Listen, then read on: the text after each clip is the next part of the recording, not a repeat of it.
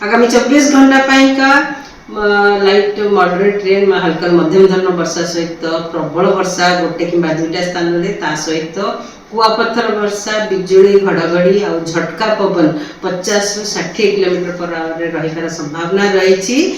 जब देखिबा गत 24 घंटा रे हाईएस्ट मैक्सिमम टेम्परेचर रिकॉर्ड करा जाइतला बलांगीर रे 39 डिग्री सेल्सियस।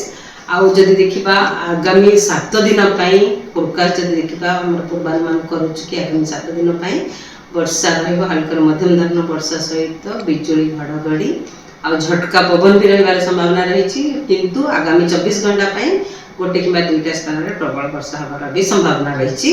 आगामी 24 घंटा पई का लाइट मॉडरेट रेन में हल्का मध्यम धरण वर्षा सहित प्रबल वर्षा गोटे कि दुईटा स्थान में सहित कुआपथर वर्षा बिजुली घड़घड़ी और झटका पवन 50 ରୁ 60 किलोमीटर पर आवर रहिबार संभावना रही।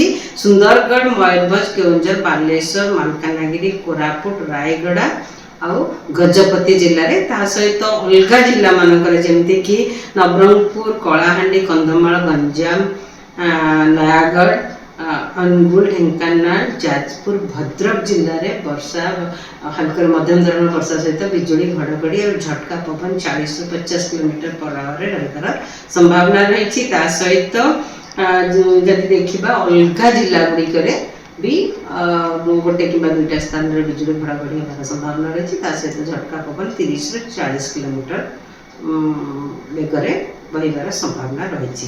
जब देखिबा काली पाई फोरकास्ट काली पाई भी हल्का मध्यम धरण वर्षा ता सहित गोटे कि दुईटा स्थान में कुआपथर वर्षा प्रबल वर्षा बिजुली घड़घड़ी और झटका पवन 50 ରୁ 60 किलोमीटर पर आवर रहिबार संभावना रही।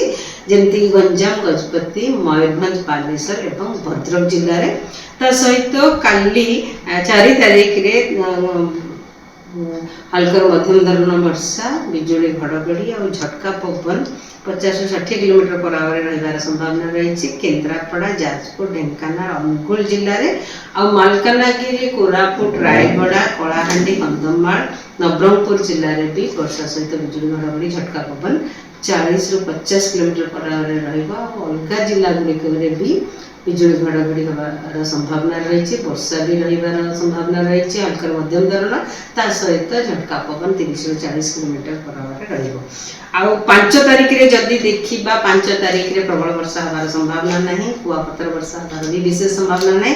किंतु जिला गुड़िक उपकूलवर्ती अंचल जिला गुड़िक ता सहित मयूरभंज केउंझर मालकानगिरी कोरापुट रायगड़ा जिले में हल्का मध्यम धरण वर्षा सहित बिजुली घड़घड़ी और झटका पवन रहिबार संभावना रही। सेतबेले पवन गति रहिबा 40 ରୁ 50 किलोमीटर पर आवर।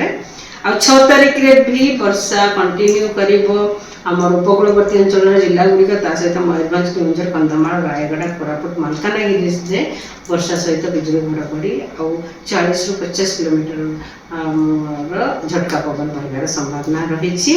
आउ अलग जिला गुड़िक जमती नवरंगपुर कलाहांडी झारसुगुड़ा सुंदरगढ़ जिले में 30 ରୁ 40 किलोमीटर पर आवर पवन रहा झटका पवन सहित बिजुली घड़घड़ी रहिबार संभावना रही। आ 6 तारीख रे किछि वार्निंग नहीं किंतु कि गोटे कि दुईटा स्थान में हल्का मध्यम धरण वर्षा रहिबा। 6 तारीख 7 तारीख 8 तारीख रे भी रहिबा। आउ जदि देखिबा तापमात्रा दिन तापमात्रा विशेष परिवर्तन होबार संभावना नहीं आगामी 4-5 दिन मध्य। नमस्कार। बेक पिठी अंटा आंठू आदि समस्त दरजर एकमात्र तैल श्री संजीवनी पेन रिलीफ ऑयल। श्री संजीवनी लगैले जमा बिंदीवनी। श्री संजीवनी पेन रिलीफ ऑयल हर दर्द को समझे रखे सबका ख्याल।